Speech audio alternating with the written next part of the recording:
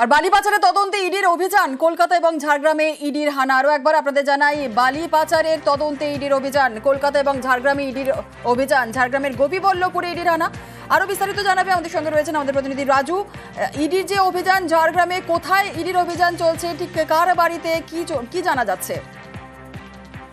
দেখো, প্রথমত বলে রাখি, গোপীবল্লভপুর 1 নম্বর এবং গোপীবল্লভপুর 2 নম্বরে বেশ কিছু জায়গায় ইডি আধিকারিকদের অভিযান চলছে। কারণ এখানে 6টি দল এসছে ইডির, যেখানে গোপীবল্লভপুর 2 নম্বর ব্লকের যে গ্রামটি রয়েছে সেই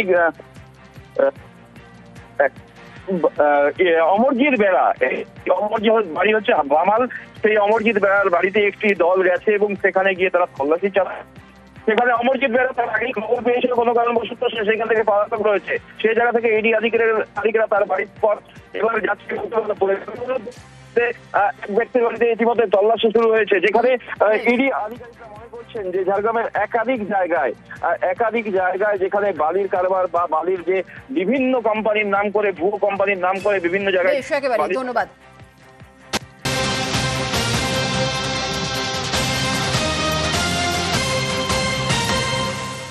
আর ঝাড়গ্রামের পাশাপাশি বালি পাচারের তদন্তে ইডির অভিযান বেহালাতেও, বেহালার জেমস লং সরণিতে ইডির হানা। কি জানা যাচ্ছে আরো বিস্তারিত জানবো। সমীর রয়েছে আমাদের সঙ্গে।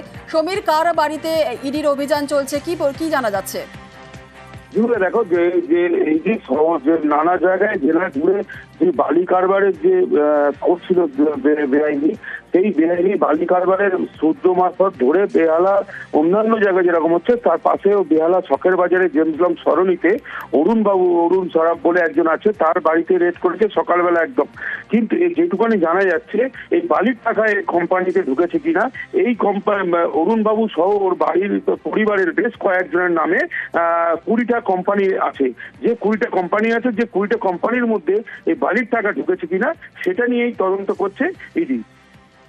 বেশ, ধন্যবাদ।